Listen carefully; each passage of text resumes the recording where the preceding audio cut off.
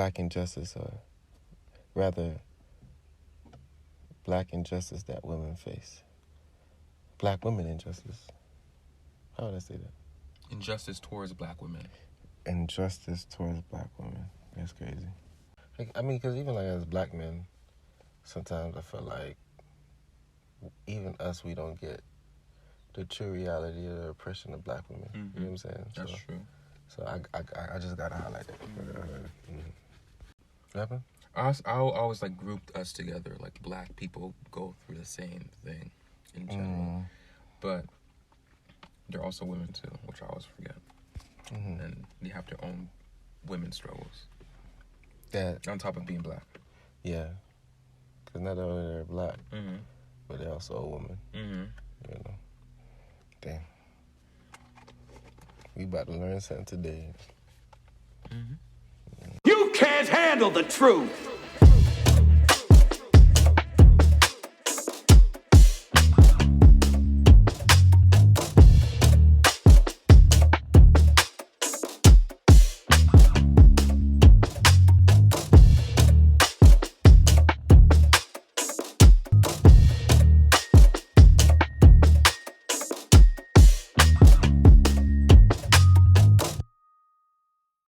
What's good, y'all? My name is 𝐒𝐵𝐿𝐴𝐻𝐿, and you tuned in with Off-Topic Truth. #all truth, no facts. All truth, no facts. All truth, no facts. All truth, no facts. All truth, no facts. All truth, no facts. On today's segment, you'll be hearing from some beautiful, strong, black, resilient women about injustices that they face as women in America, as black women in America. You know, for a long time, I didn't realize how even I, as a black man, had blinders on when it came to oppression that black women go through. At least for me, when I think about the word behavior issue or at risk, thoughts that would come to my mind, or the first thing I would think about is they literally is either talking about youth or they're talking about males. And for me, you know, I was been at a predominantly black school growing up before I got to college, and I went to PWI at the University of Florida. But prior to that, like, a lot of my schools are in low-income areas, and the school was predominantly black. And the resources that were coming in were designed to target the males, and in this case, young black males.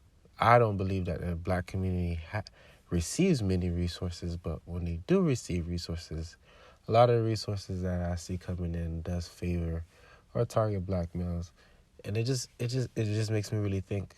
There's not much, at least as far as I know or what I saw growing up, women mentorship programs and specifically targeting young black women or young women as a whole, but with a focus on black women. That's something that has always kind of stuck with me. And I'll never forget mentoring at a local school here in Gainesville, Florida. It was predominantly black, and I was working with fourth graders, I want to say third or fourth graders at the time. And I'll never forget, this little girl came up to me and she says, "Where are our mentors?" And I really didn't know what to say to her. I'm looking at her like, "Little girl, I don't know." And she asked me, "Can you be my mentor?" And honestly, I've never seen mentorship programs or directly targeting girls in schools. It's either was focusing on boys or as a whole, but usually it was focusing on boys. I didn't start seeing mentorships like that until I got to college. And it wasn't really necessarily a mentorship program. It was just a community or organization, like sisters or sorority or something like that. But it was never something designed for the Black woman. So anyway, that was just a thought. So I'm just really excited about this segment, because on this segment we're gonna have our very own Black women talking about how they have been processing recent events. With this entire series, Cry Call Commission, we heard from young Black professionals that were males, and a lot of times the voices of women are not highlighted. And and even when I think about George Floyd, when he was dying, when he was calling out for his last breath, he cried out for a woman. He cried out for his mom, a black woman. And I think there's power in that. There's major significance in that. One, he cried out to her in desperation. He cried out because that was probably the one secure thing, other than God, that's probably the most strong, secure, valuable thing that he knew to call for was his mom, a Black woman. So with this segment, I felt like it's only right that I sit in as a student and just listen and learn, and allow one of the ladies to facilitate today's conversation. Like, I think that makes more sense, like women leading this conversation, not a man leading this conversation. Like I said, I'm super excited about today's segment. I just hope and pray that you guys are open, your heart is ready for this, and let's jump right in. So I'll let them go around and introduce themselves.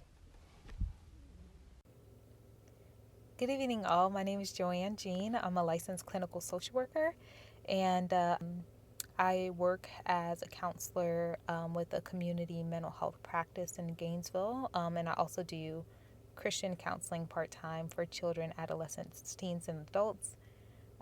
You can find me on Instagram at 𝐒𝐭𝐫𝐨𝐬𝐷, PSALM with an underscore behind it.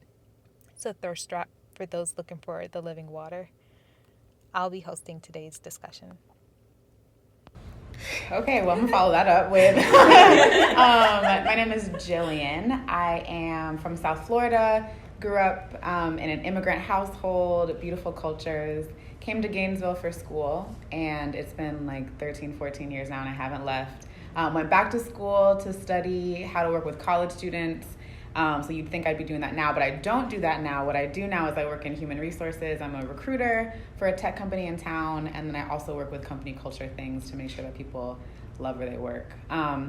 You can follow me on Instagram at 𝐿LLinius, 𝐿LLinius. Follow for follow, like for like. Love it. Hi everyone, my name is 𝐒𝐭𝐫𝐴𝐺𝐸. I'm a Haitian American, born in Miami, raised in Hollywood. I'm a UF alum with a degree in health education and behavior. My favorite color is black. I love chocolate, and if you'd like to follow me on Instagram, my handle is @SerJine, SERDJINE. So. What's up, everybody? My name is Darlene, or Dada Jerome. I am originally from West Palm, South Florida. Shout out 561. Okay, that was a lot. My parents are from Haiti, so that's a big shout out. I love where I'm from. And I am a University of Florida alum. I graduated with a degree in health education and behavior. I currently work in healthcare, and the plan is to go back to school for marriage and family counseling. And you can find me on IG at darlene.jerome. Hello. Hello. My name is Jemima Rosier. I am originally from West Palm Beach, Florida. I grew up in a beautiful Haitian household as well. My parents immigrated from Haiti. I ended up in Gainesville to come to University of Florida, graduated with journalism and a minor in health disparities. It was a great time. I currently work at Greenhouse Church. I work with their internship programs and their school of ministry. You can find me on Instagram at 𝐿𝐬𝐿 at 𝐺EMROSIER. Hey everyone, my name is Jasmine. I was born and raised in Miami to 2 Haitian immigrants. I came to Gainesville for an undergraduate degree in psychology and health disparities. Fun fact, y'all. Being on the podcast was on my 2020 vision board, and here I am. If you'd like, you can follow me on Instagram at smoothasjazz_, jazz, JAS. Awesome. So to start today's discussion, I think that where I want to start is kind of processing George Floyd and Ahmaud Arbery's death. And I know people, when they mention it and they talk about it, they call it death, but it was a murder. So we just don't, call it for what it is. I think that having a discussion about it kind of evokes the raw feelings that are connected to that. And so I just want you guys to share your experiences of where you were when you found out. How did you process? Well, I'll start. This is Jillian. I'll start with George Floyd because I think that one kind of hit differently because it was like one after the other. And I remember it happened and I went to work the next day and I went through the workday pretty numb. And I remember ending the day realizing that I was able to stay so numb because nobody that I talked to mentioned it. Wow. Nobody, whether that means no one knew how to mention it or the people that day that I talked to just had other things on their mind. I'm not gonna, I'm not here to like debate what their motivation was, but that whole week was kind of a blur. And I'm the type of person that I hate conflict. I hate being sad, mad, hungry. I hate feeling bad. And so my MO for processing is to not process. And so that whole week I kind of just like stuffed it down. My husband actually was wanting to talk about it. And I'm like, I don't want to talk about this. So it wasn't until the next week that I really, I guess let it hit me, or it finally hit me. And I just I had to take off of work. Like it was rough, but that was my initial kind of gut reaction when I heard about it.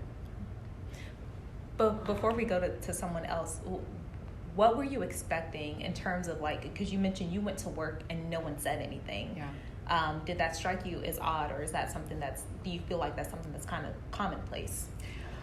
That's a great question. I mean, I think right now work is, like it's never been, right? Everything's over Zoom. So I'm not in a room like this. I can't feel people's energy. So I think, speaking about things over video is something different already.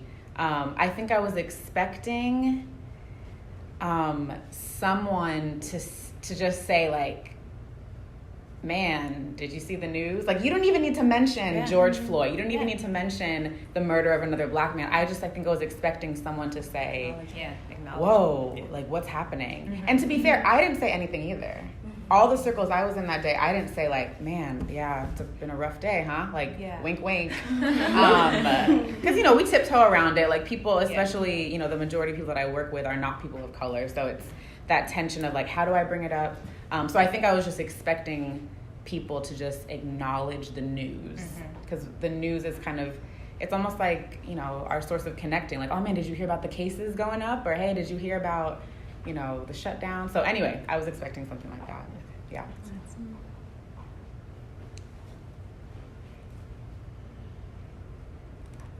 Hey, this is Jasmine. For me, I'm one of those people, I refuse to watch the videos of black men or just black people dying. I like being killed. I just feel like I'm a very sensitive person, and that's just gonna affect my whole entire week moving forward, my whole entire being, my emotional state.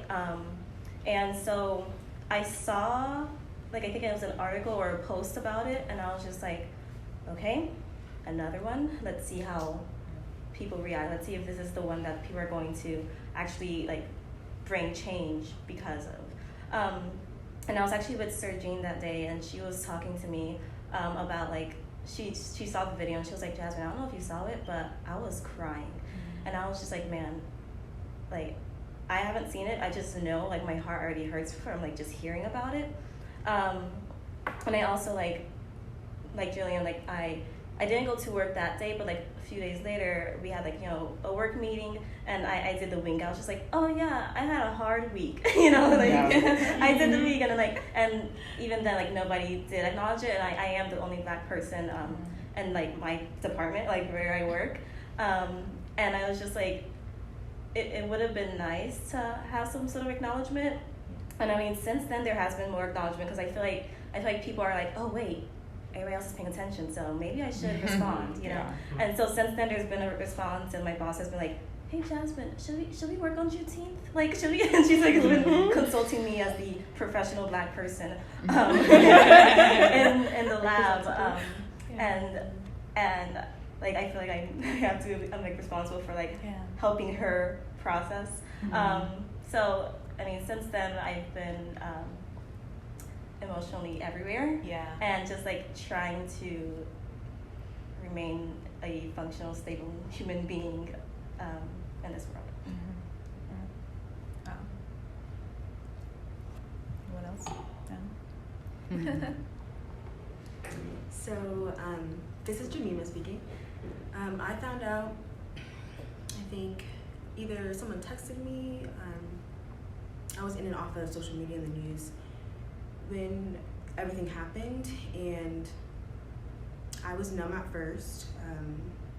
I'm really good at suppressing my emotions and not feeling things, so I was pretty numb at first, and it again for me as well, I didn't process it until a week after, and when I did process it, I was just emotional, just wrecked, like crying, like I just hopeless, despair, like fear, anxiety, like, oh, America's so uncomfortable, like this is just I'm tired of hearing something, I'm tired of an event like this happening and then wrestling with it, and then everything goes back to normal. You know, and like, I don't want to do that. Like, how long am I gonna have to do that? And so it was tough. It is tough.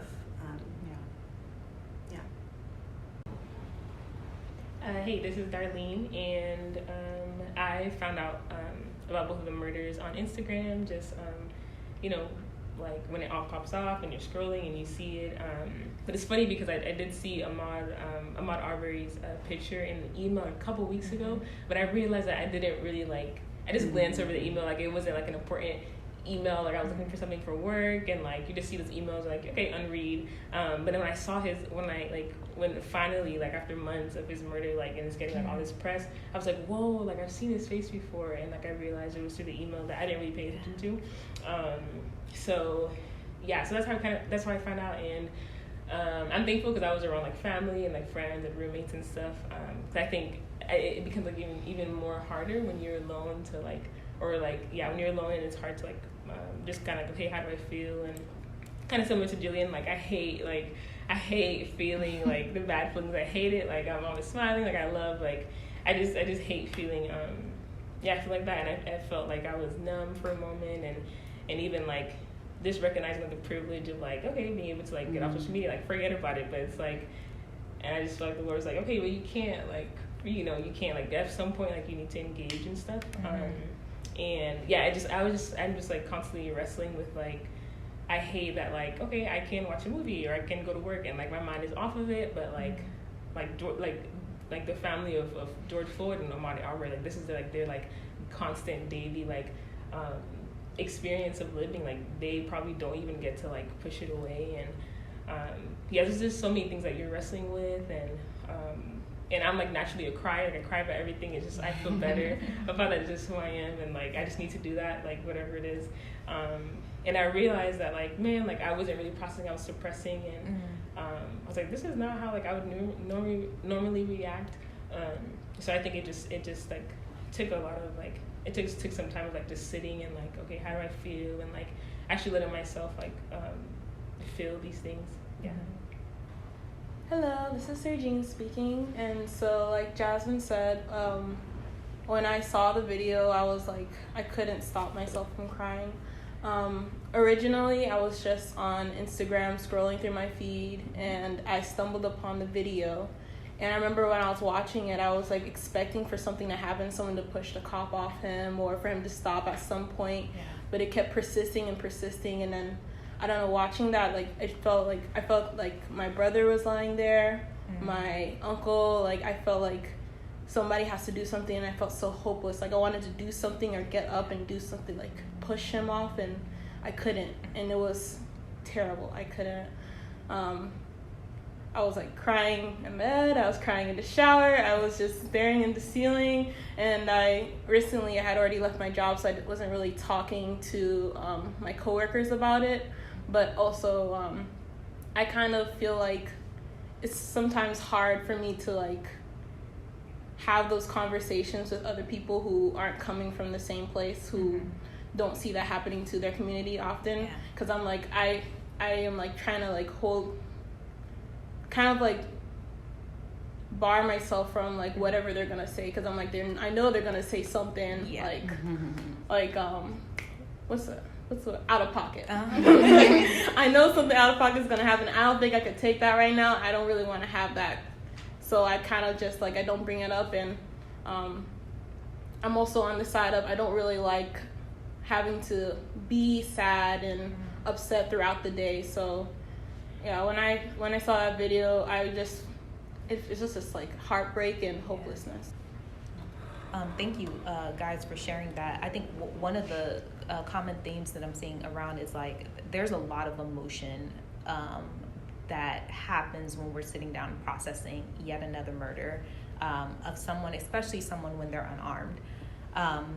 And I think, Sergine, you had mentioned that, like, I don't know if you said that you're trying to have conversations. People are trying to have conversations with you. You're worried that they're going to say something out of pocket. And so one of the things that I personally experienced, so I found out about Ahmaud Arbery, and I think that I was on social media one day and I just kept seeing like still shots, the videos, and I avoided it. Because every time I saw it and I just read the captions, like my eyes like really welled up. So I avoided it for maybe 3-4 days. And maybe on the 4th or 5th day, I was just in my room and I watched some of the video on mute and I couldn't get through it. And I just immediately like began sobbing. And I'm not a crier. So I know, Darlene, you're like, I'm an emotional person just in general, but I'm not a crier. And the fact that I felt those emotions so intensely and so raw, like I knew it was like, they're not emotions that were my own. And it was extremely raw for me.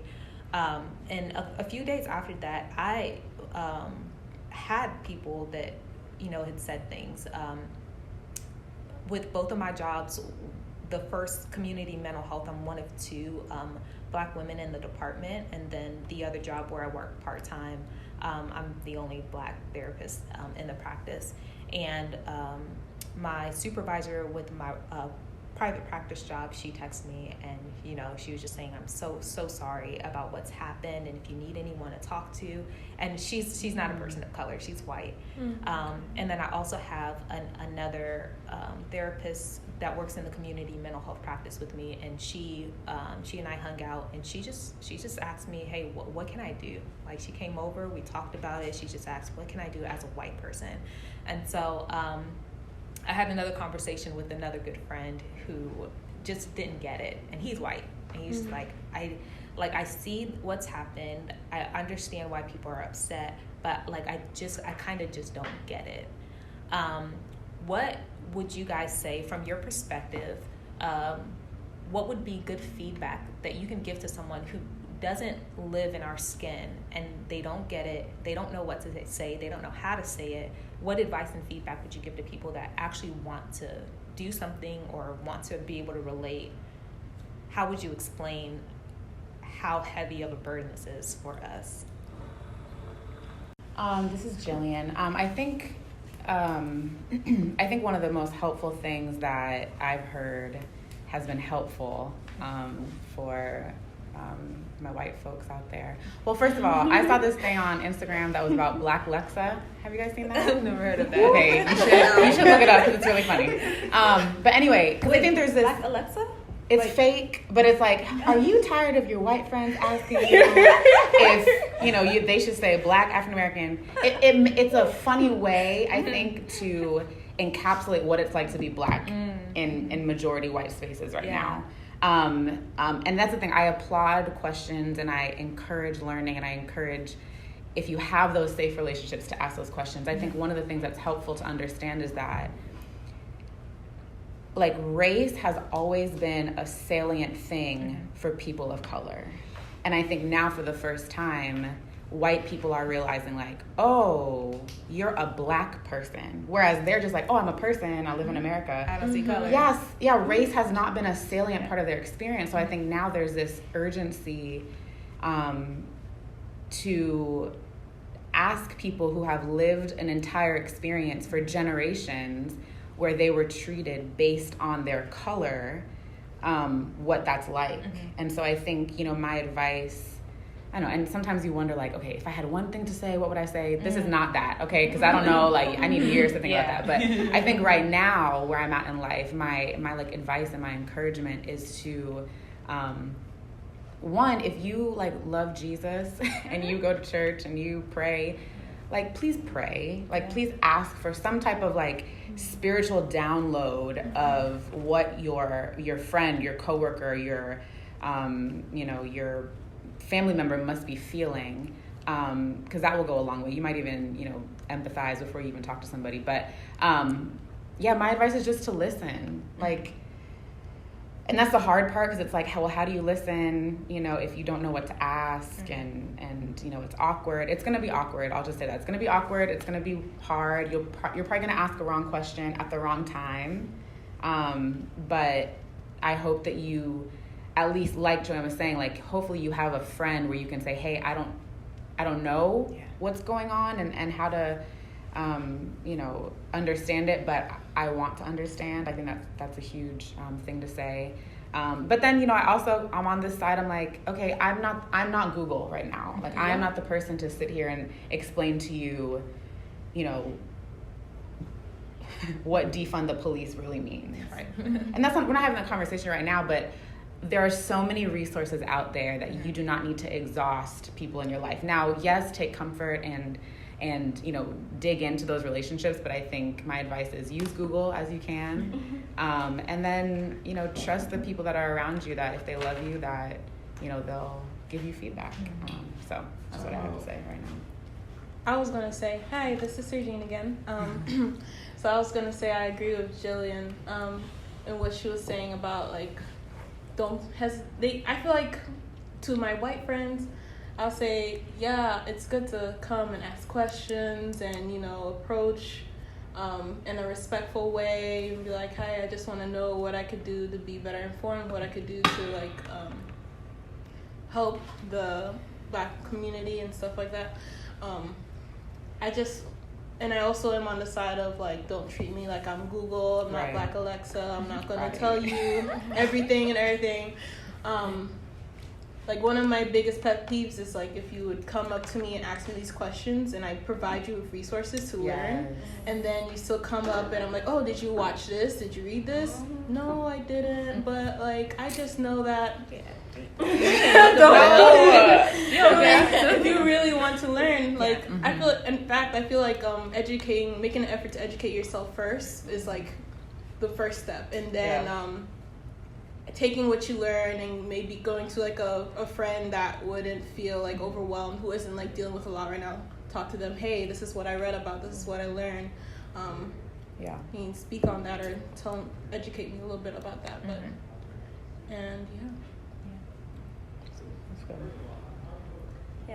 I would say, for a period of time, like, after the killings happened, I was, like, angry. So my first response would have been, if somebody asked me at the wrong time, I would just, like, Google it, And so I had to go through, like, a lot of prayer and, like, just asking God to, like, soften my heart and make sure that, like, I'm responding in a way that reflects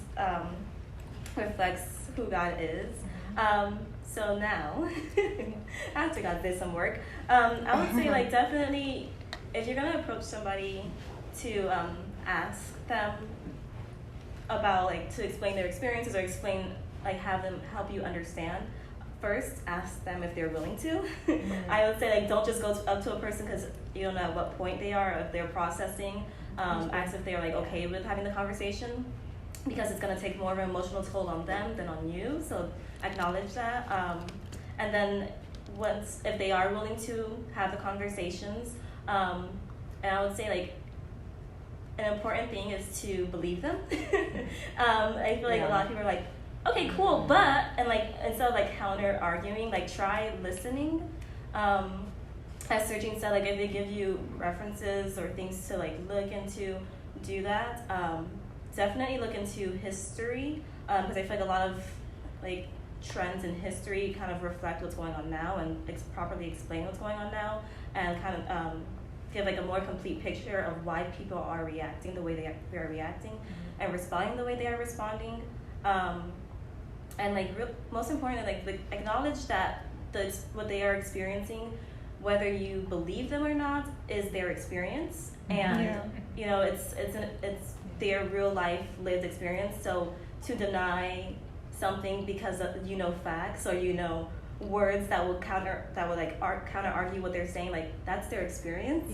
And you can't be like, well, based on the facts, your experience doesn't exist, because it is. You know, like it's real. It's what they're living through. It's what their family has lived through. So yeah, definitely acknowledge all those things, and before coming back to them, go to the resources that they referenced, because it is exhausting having the same conversation over and over again without getting to an actual point where the person is willing to hear, understand, acknowledge that you've lived through something that, even though they don't understand, is, you know, like it exists. What about the Black people who recognize the issue and they see the issue, it's prevalent, it's obvious, but it feels so insurmountable to like address? What advice would you give to Black people about things that they can do? And I'll just start with saying that I was actually on a Zoom call with Gainesville Black professionals maybe a week after everything kind of happened, and there were white people on the call who said, hey, I don't know what to do, but there were also Black people on the call who were just like, I don't know what to tell you, like I don't know what y'all should do either. Right?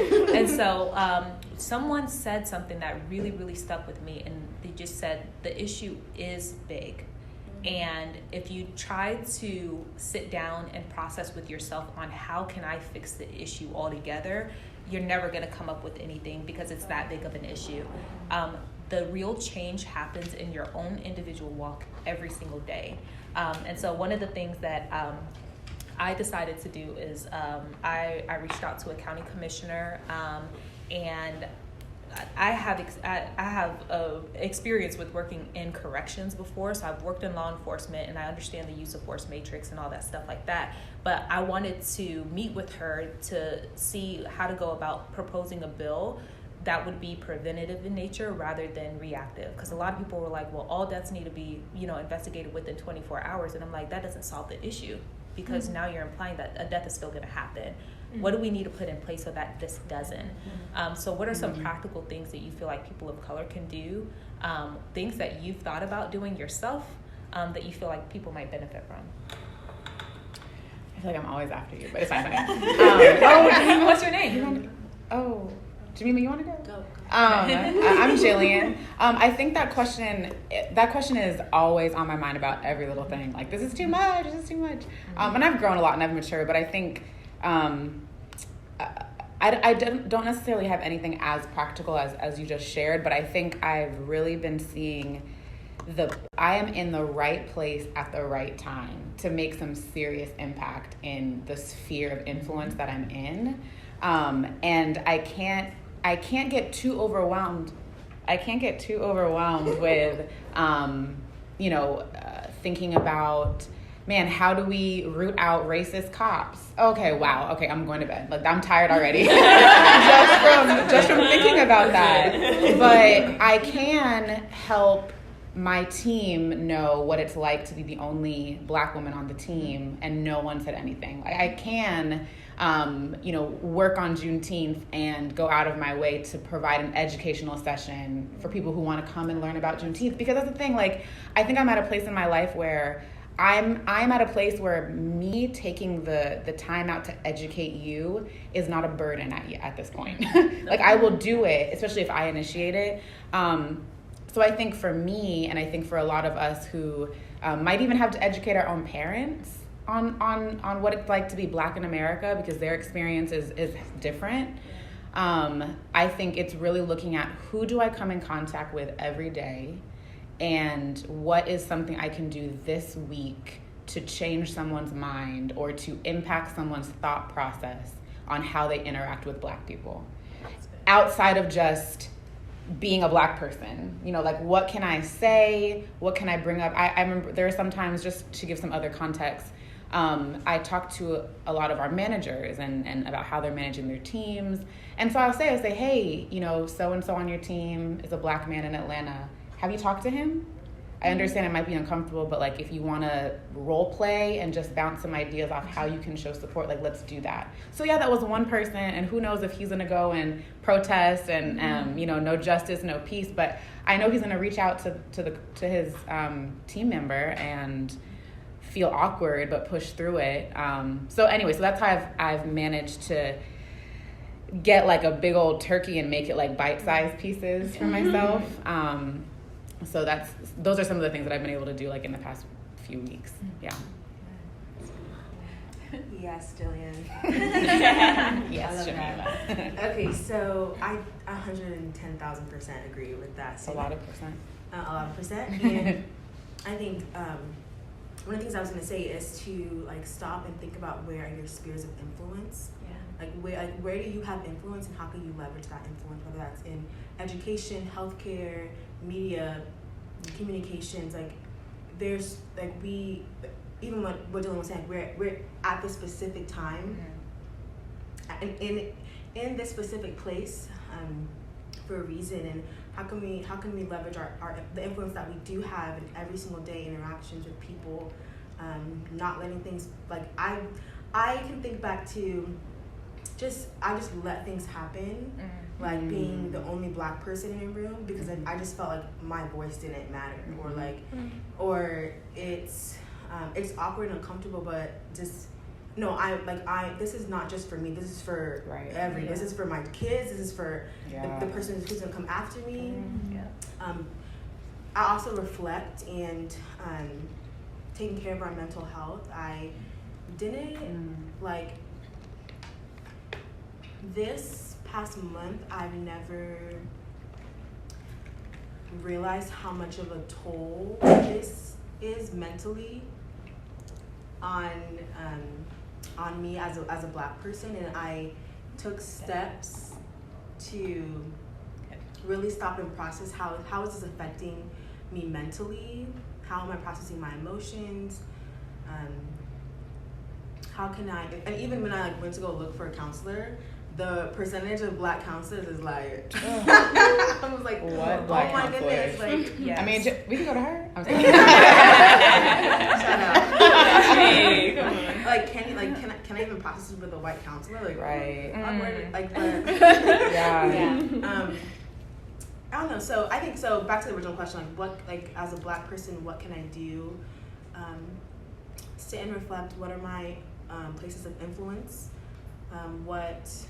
Really taking into process my mental health during this time, processing it in Black spaces, but then also like non-Black spaces, because they're just different. Like for me, processing it with non-Black people is exhausting. I always feel like I'm educating. I feel like I have to.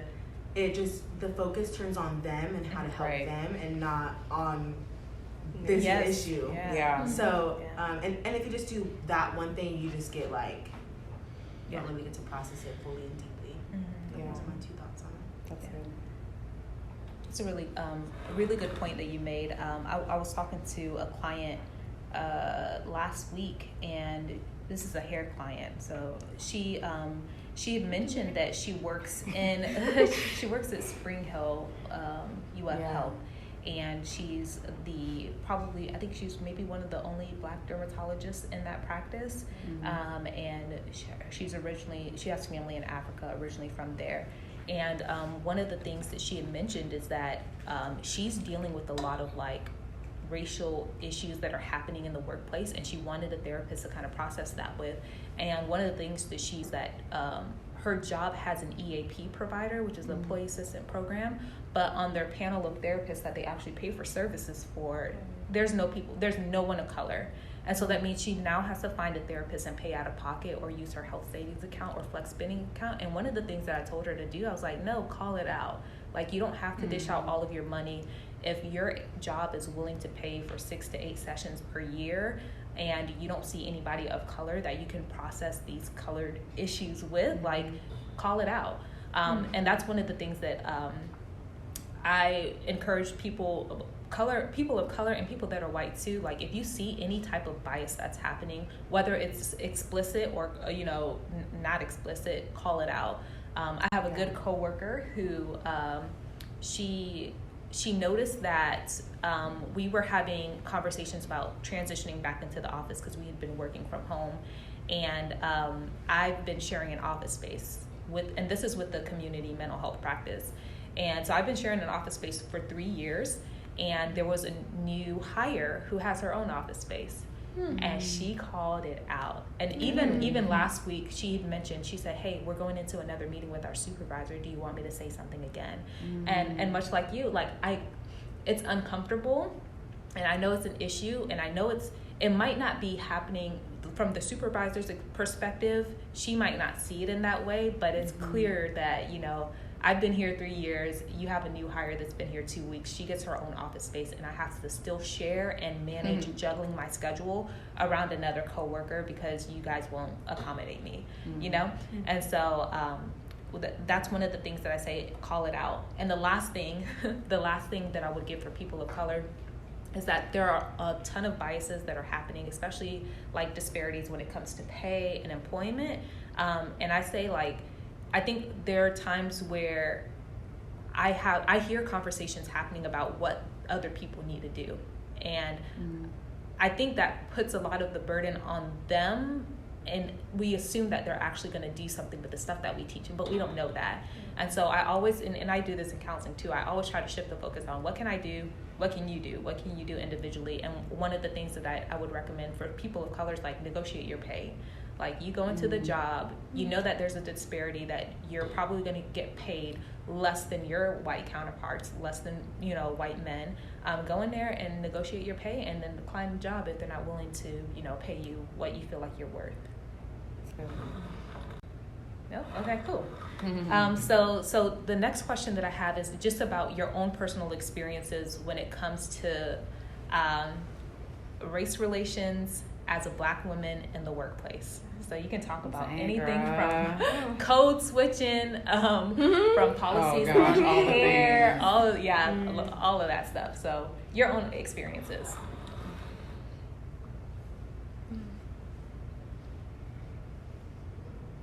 Hey, it's Jillian again. I think I was actually reflecting on my drive here. Like, when did I realize that I was a Black woman? Can you tell the listeners? Yes, I'll tell you a little bit about what you look like. Oh yeah. Also, I could talk about this for hours, but so my dad is Jamaican and my mom is Filipino.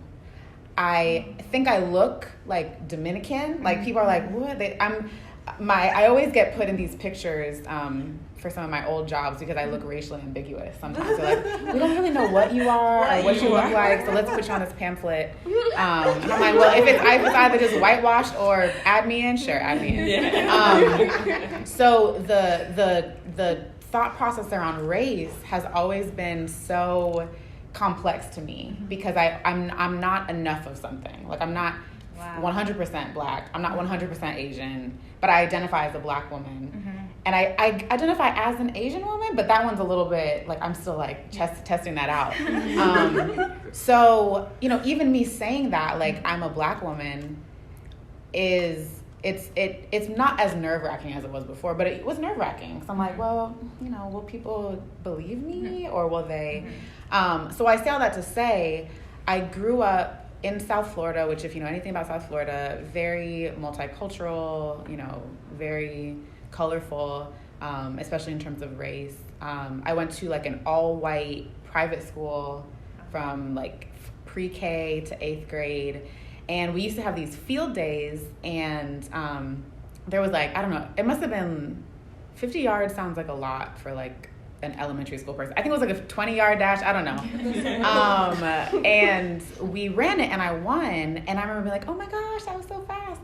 And I remember one of my friends, she was like, oh, it's because you're Black. And I remember being like, I was so confused. And that's the thing, I wasn't mad, I wasn't sad, but it was the first time that someone had taken my race and made it an excuse for success. And I think ever since then, that has been one of the hardest things to mentally process. Like, are you affirming me, or are you thinking about me at this table, and your thought process is, oh, because look around, everyone's white, you're not, so that's why you're here. I have not had, in my adult life of working, I haven't had any like overt racism communicated to me. It's been a lot of microaggressions. It's been a lot of comments about my hair. I had someone the other day, I came in, and the little hair we get, like bangs are in the front. I looked so cute. And one of the managers I worked with was just like, oh man, what happened to your hair? What you mean? And I was like, oh. What happened to it? And that's the thing. It was one of those comments where I was like, oh, I'm wearing a new hairstyle. Do you like it? Like, and I'm the type of person, like, I try to, like, be funny. Yeah. So I'm like, oh my gosh, you like my hair? Something like that. But it's a lot of that. It's a lot of the, when I get around, my people, then we talked about code switching a little bit, like, oh my gosh, 1,000%. And, it's just, I've just learned to assimilate. And I think that's the different experience of being a Black woman. You have the burden of assimilation, whereas a lot of your white male counterparts or white female counterparts don't have to do that. They can just come and be themselves and, throw down demands and advocate for themselves, which we can as well. It just, it looks different in the workplace.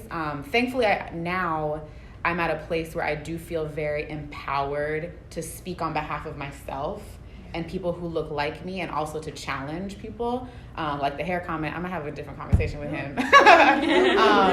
But so yeah, anyway, my experience as a Black woman in the workplace has been a lot of those types of microaggressions, which again, as I mentioned earlier, sometimes for the most part, I let just roll over. And then I go, to therapy, and I'm like, man, why am I so tired? Oh, because all of these things have been thrown at me, and I just kind of like let it roll off, not realizing that my back is burned now. So dang, that was a good. So yes, that's been my experience.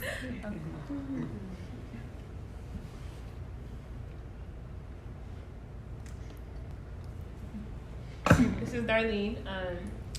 This question is always like, it's just so hard for me, and I feel like unfair because I really I cannot remember and it's so crazy because a lot of my friends, like a lot of you here, it's been such a common thing for my friends, but me, I just haven't had that experience, and that I'm frustrated because I'm like, dang, I wish I could take some blows from my friends,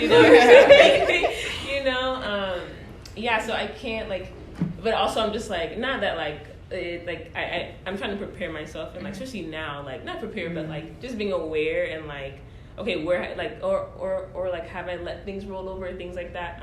So I'm really trying to be aware of being when it not ready to attack, but man, let's see okay, it might get uncomfortable in here, but let me see how I can address these things. But yeah, without being said, I've had friends what you call the N-word as they're driving, or friends being followed in stores. That's so common, and a lot of my friends have done that, but have dealt with that. Yeah, so that's something that I can't I don't think has ever really happened overtly, but I feel it's more I'm able to notice it when it happens to other people. I remember I worked for a kids program, and Like I said something, I was like, hey, like our kids are getting like why are there only trips here? Like why are like just like I'm sure like down the road like this other program like they can like they have healthy stuff and like this is just like systems of like just like just like the years of like okay why are we having the unhealthy food and stuff. So I think that's like only one thing I can remember, but that wasn't even towards me. But just like trying to be aware of like where you can speak up for like also your community, your people, and like and these were kids in this case. So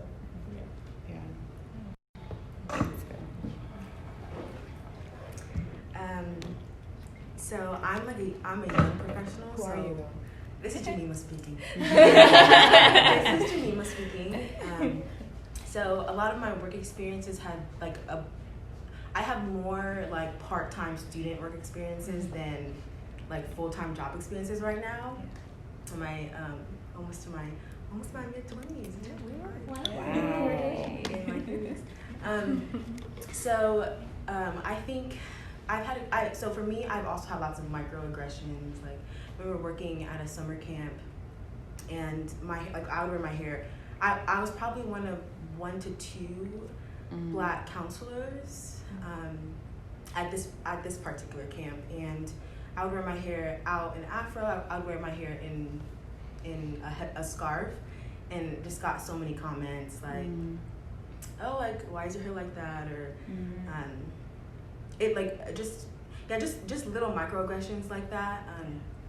I think my one like explicit racist experience is I was walking with a group of 4 other Black women and 1 white woman, and we were walking to Buffalo Wild Wings, and a car drove up to us. I think it was a blue truck, and this white man stopped his car, pulled down his window, and yelled out, "Hey guys, I have food stamps in the back." Yikes. Oh my and gosh. Really? He pulled his window back, he laughed, and then drove off. And I just remember, all the Black girls like, we were just like, man, like, yep. And I remember the one white woman who's with us, she was just so mad. She was like, what? Ready to throw off. Yeah. She was, because afterwards we were processing, like, the other girls were saying, oh yeah, that happens, like, that's just like the America that we live in. And I was like, like, it was another reminder of this is what it is to be Black in America. I think, that was tough. I think other experiences, I think as a young girl, starting elementary school, I quickly realized, when I was 8 years old, we moved from an all Haitian Hispanic neighborhood to one of to the lower income side of an all white town. And that's when I started noticing the differences between being Black and being white, like the opportunities that were given, the like everybody on my street were either people of color, and then all the white kids in my class were like, they lived in the bigger houses in the mansions and can do all these extracurricular activities that we couldn't even think about because our parents couldn't afford it. And I remember when I got switched to be in the gifted program, which that word is just so annoying to me, but it was like when I switched into that program, it was like there was 2 Black girls out of like 30, and I just remember getting comments like, "Oh, you're just not one of those," or like you're in this program, so that means you're like you're better than them. You're the special one. You're the special one. Right. And like feeding that just how Black people are less than because of X, Y, and Z. So I think as a young girl, I immediately noticed like the gaps, the disparities. Always having cops driving through our neighborhood, but next door there's like crickets. Yeah.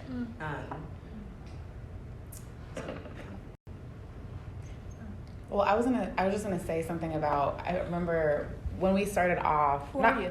Oh, Lord have mercy. Hi everyone, this is Jillian. I wanted to comment on when in the beginning when we were all kind of introducing ourselves and answering your first question. Yeah. I remember I wrote down like I'm good at being numb, and I said that. I think there was a few other of us who said that, and I think if I could sum up at this point in my life what it feels like to be a woman of color, it's I'm good at not being myself when I know that my true self is not going to be welcomed. So it's like, I'm not going to I'm good at not being angry if you say something to me that's racist, because if I'm angry, that immediately throws out all of my rationale that you think I have. If my voice shakes when I'm talking about a story and I start crying, I know you're not going to listen to me anymore, so I'm just going to smile and be like, oh no, it's fine. Like, yeah, it's just a new haircut. Yeah, it's nothing. And I just like, even listening to our stories now, it's like, these are some of the stuff that has happened to us, to our families, to our friends, even if it has not happened to us specifically, it really is you walk into the world and it's a traumatic experience. And we have just learned to, happens all the time, or, oh yeah, that happens to my brother or my friend, and then keep on moving, which in a way I think is like, it's survival, right? We can't just react to everything the way we really want to, but it's just it's an interesting way to look at the Black experience, the Black woman experience. Like, I'm good at being what you need me to be right now, because I know that if I am not, then it's not going to go well for me. You will not suffer, I will suffer. And I think that's tragic and that's sad, but I think I just wanted to say that as we were all sharing. Yeah. To piggyback off of that, I think that it's interesting to hear the key words. So I spent a couple of weeks just looking at posts, reading posts and things like that. And one of the things that I saw that was common across the board were a lot of these words that are consistent with the diagnosis of PTSD, which is post-traumatic stress disorder. And I recognize that for someone to be technically diagnosed with PTSD, you have to either be a witness to this traumatic experience happening in person. Television doesn't count, but you have to have firsthand witness experience or witness it happening to somebody else in person. And what I've noticed is that collectively, I think the African American body or Black body has witnessed such an atrocity take place.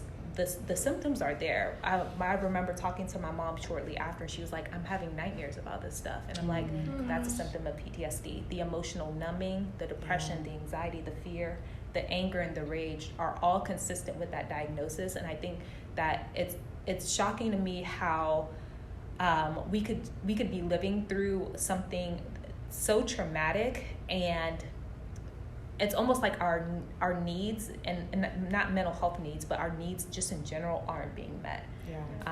And so I think it's just something that kind of stuck out to me. I was sitting here like just listening to you all and like, oh hi, this is Jasmine. I was like sitting here just listening to you all and like processing a lot, because so my current workplace, like I said, I'm the only Black person that works where I am working, and it has been like microaggression after microaggression after microaggression. Wow. And I was just like, where do I start? So when I work in I'm a research assistant, so I work in a lab.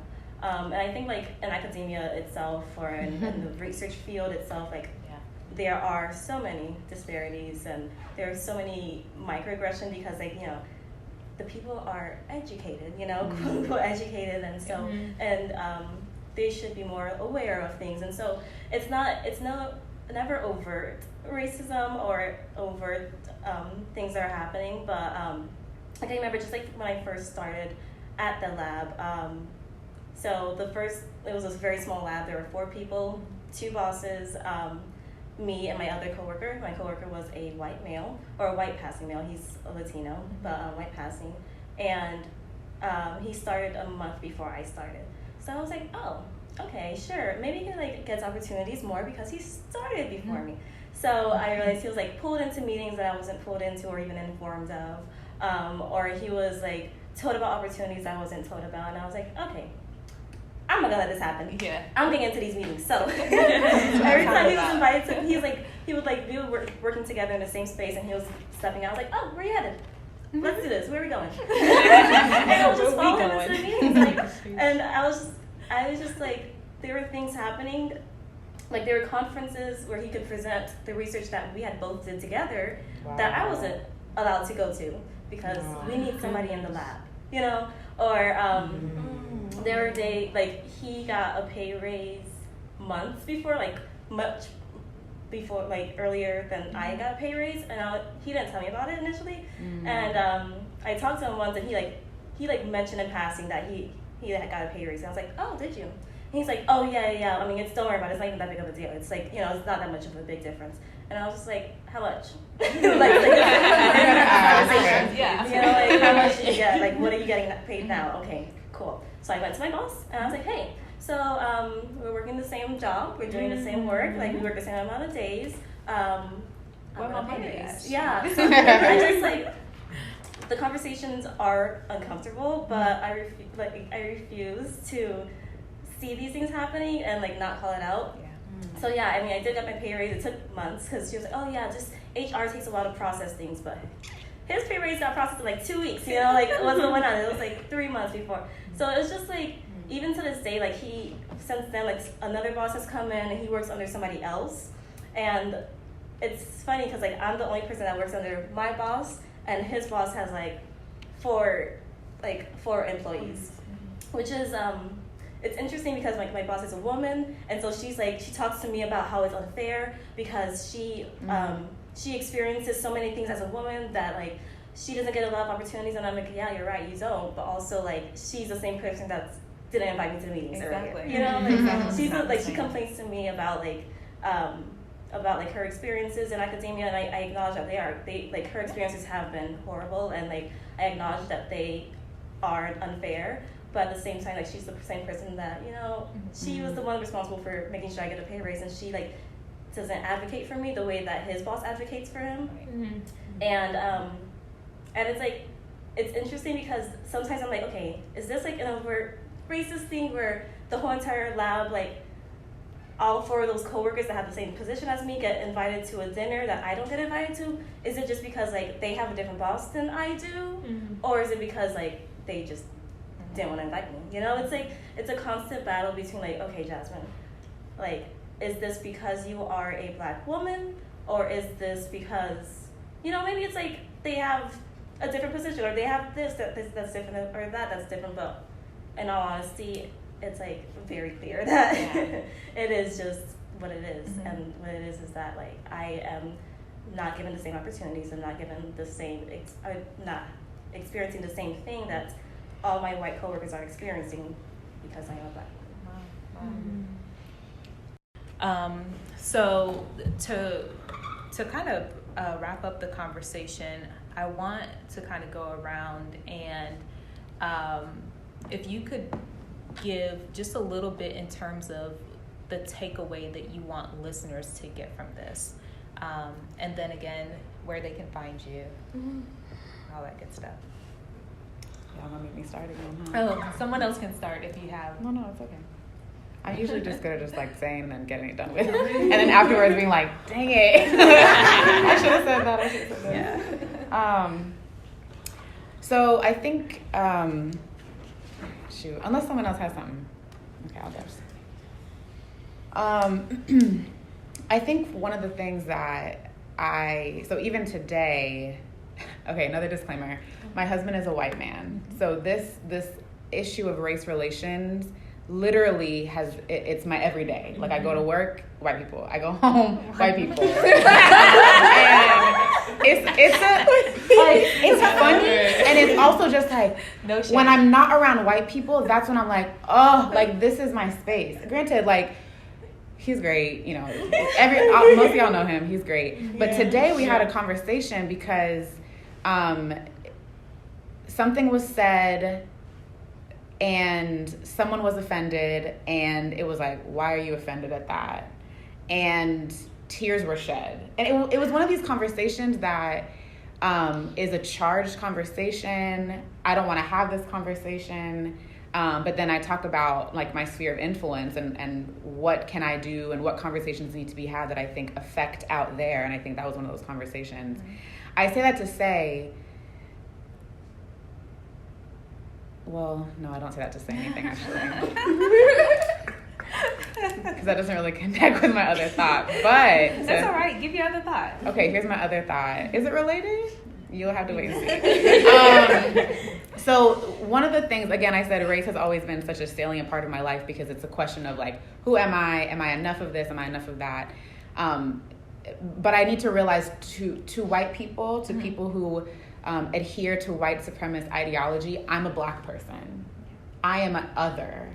And I think I need to, the takeaway that I'm taking from all of this, from this conversation, from the past month, is that as long as I get stuck in my head about, can I speak on this issue? Or have I experienced overt racism? Does that give me authority to speak on this? As long as I'm in my head, it is stopping me from action, and it is stopping me from doing what I can do in my sphere of influence. So what I challenge myself to do weekly is I look at, this is something very practical I do. On Sundays, I look at the meetings I have for that week. And maybe I don't look at it in the lens of race, but I look at it in terms of like, who can I impact this week? Like what person am I seeing all the time, but yet not actually seeing, and how can I kind of bridge that gap? So right now, the salient topic is race. So how can I have these conversations with my supervisor, with some of my close coworkers about what it's like to be a person of color at my company, or what is it like to be a person of color in this marriage or in this friendship? So, I think it's overwhelming to think about, and it's depressing, and it's triggering, and it's traumatic. But then I think about, I believe in Jesus and I love Jesus. And I think if anyone can relate to what it's like to be mocked and ridiculed and ultimately killed for something that he did not do, if I cling to that and if I reflect on that, I'm just filled with so much more hope. And hope can be offensive sometimes. It's like, wait, why are you smiling right now? Like, why do you feel so joyful but that's how I need to survive. I think pulling on hope and joy has been one of my weapons, I guess I could say. So that's what I would leave everybody with. Oh, and you can follow me if you want. Social media, Instagram at @Jillinius, JILLINIUS. Thank you so much. Okay, so this is Joanne. A lot of the things that Jillian mentioned, I share the same sentiments. One of the things that I think that I want to leave with just the viewers, listeners, is not to operate out of fear, okay? And I think that that's much easier said than done, because if you say something the wrong way, if you intervene at the wrong time, this could impact your ability to keep a job. Like, for instance, if you see police brutality happening and you step in, that's battery on the Leo, a year-long prison sentence. It's a felony charge. But I just keep hearing no fear. I think that when we look at things through the lens of Jesus and look at things in light of eternity, the little things that provoke fear, in the grand scheme of things, it's just here. We're not going to be here forever, so might as well make the time that we're here impactful, and to evoke the change that needs to happen before we transition on to heaven. And so I listened to this prophet online. Her name's Tiffany Montgomery, and she says this quote all the time, and I laugh, but it's so true. She says, when she just calls things out, and in the back of her head she's thinking, what you gonna do, fight me? Because at the end of the day, it's true. No one's gonna do that. And so I find when I think that way, I'm more propelled to address issues that I feel like I have to walk on eggshells around or sugarcoat. I just call it out now, and I think in the back of my head, what you gonna do? You know? What you gonna do? I want to follow you though on Instagram. Oh, Instagram. It's Joanne, and my Instagram handle is @ComeGetSalm, PSALM, with an underscore. This is Jasmine. For me, I just want to say, like, Black women, I am so proud of you.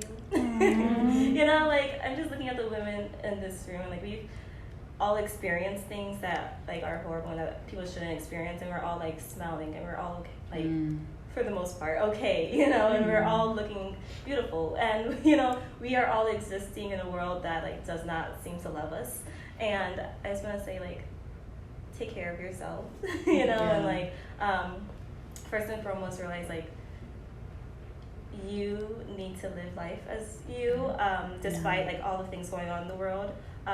Meditate, moisturize, what you guys do.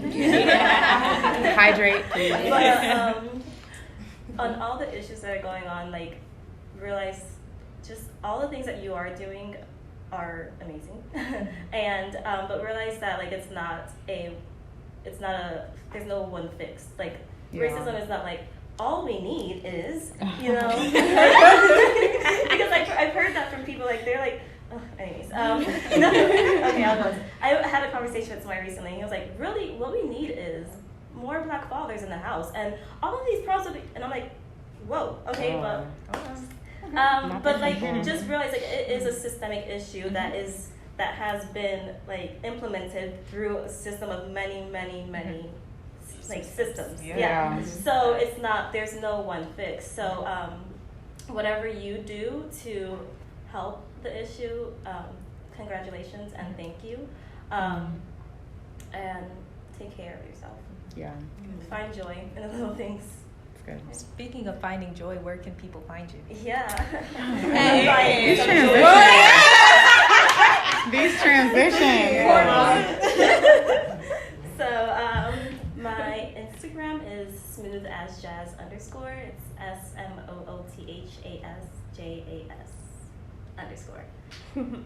They can find me.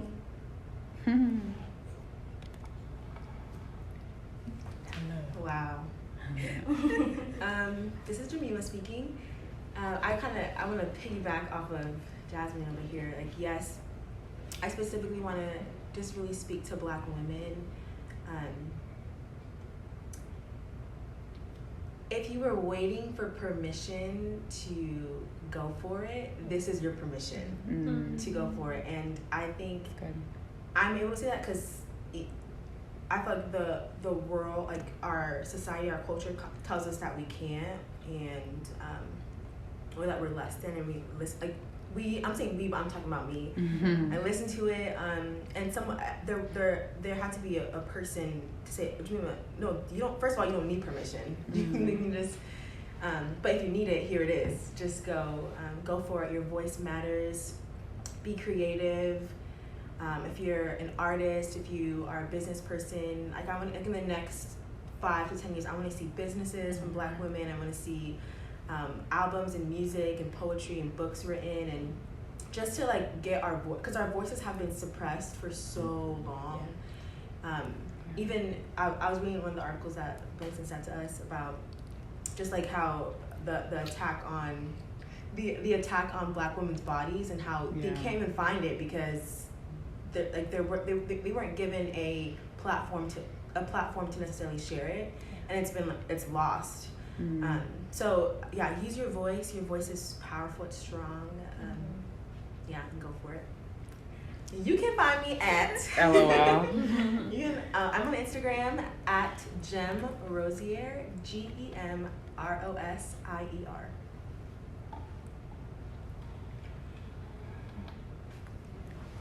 Hello, this is Darlene, and I think something that I want the viewers to, or the listeners to take, to just like receive from this is just that I think in the world today, like it's, especially now, like people are like, there's like, I have some of my friends who just watched 13th for the first time, or just all these different things. It's like, oh my gosh, I didn't know that was real.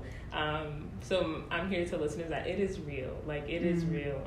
Like the fight for Black women is like super real. It's real. Like we are the lowest bar of the pay grade. Like shout out to the articles that Billington sent. Like out of all the women that are murdered, like Black women, we are murdered the most. So I would say like fight for us, like protect our actual lives, like listen to our experiences and recognize the space, the beautiful space that we take up. And also, like, if you are a Black woman, like, it's his like cliche, like, you are valued and you are needed, but it's so true. Like, I have a friend right now who like, she grew up like very affluent, and she's Black, and her parents like have always taught her growing up that, hey, like, if you want to be successful, like, attach yourself to white people. Like, this is literally what they've told her. And it's also like, okay, her parents have heard this from have heard these things from their parents, and it's like generational and systemic, as Jasmine is saying. Like, so now, like, my friend who's in her like mid-20s, like, she has to like now like undo like all these years of self-hate, and that's so like crazy to me, because like it's not my experience, and like I'm thankful for like parents who celebrated me and like how you look and stuff, but like I think it's super hard if you're like Black, and like we see like our people like getting killed, but you're also like on the other end of it, you have to like even love yourself. Like, that's so hard right now. So I think if you're a Black woman, like, girl, like, please, like, you are so needed, you are valued. Like, do not let anyone tell you or take away from your God-given beauty. Like, we are all made in the image of God, and you have that's guaranteed. That can't be taken away. And I like what Jasmine was saying. Like, find things that fill your tank, especially right now. Like, what are things that give you joy? And like, go out there and do what you have been called to do. So, and my Instagram is at Darlene.Jerome. That's DARLENE.JEROME. Thank you. Okay, full government.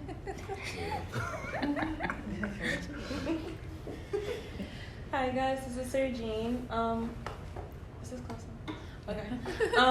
So one thing that I just wanted to say after that I got from this that I wanted the listeners to know is specifically speaking to the community of Black women who feel like they've been spending so much time trying their best to assimilate, to like be something they're not, and not truly express themselves, and they've probably forgotten or haven't been able to like realize when they were being oppressed or when they were being shot down or something.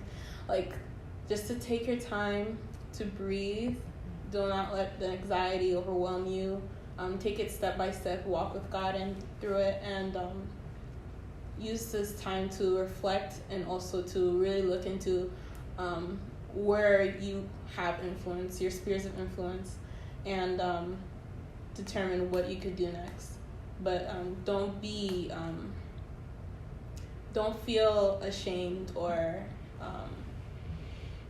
feel like you're behind, you know, and embracing like the fact that you're a Black woman, or embracing or understanding like what's been happening to Black women all this time without like realizing it. Like yeah, that's all I want to say. And my Instagram handle is @Sergine. It's just my first name. It's not hard. SERDJINE.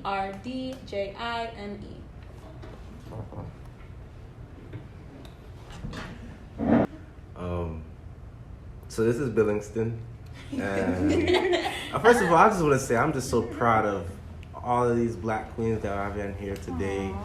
I mean, this just brought so much joy to me. But I'll have a commission for the Black men that are listening, and also just America in general.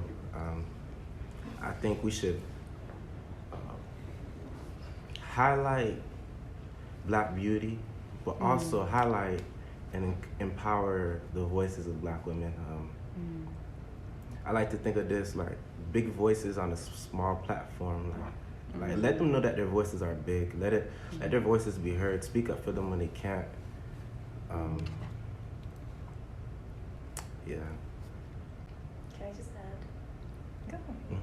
Thank you, Billy. Thank you for just like having this platform where we can, you know, a safe space to just vocalize our experiences, and in a room of people who understand and who care. Yeah. So thanks. Thank you, Billy. And thanks for the flowers. And thanks you got us flowers, y'all. Yes, Billy. And the food. And food. Oh, not the food for me, Lord. Yes, Tina. We got got James in here. We got AB. We got some supporters in here. Is that it? Yeah. Okay. What's Y'all your? keep talking. I just wanted to make sure. Yeah. Do you want me to press the button? Nah. I don't want to press the wrong. button. Right. That's the erase button.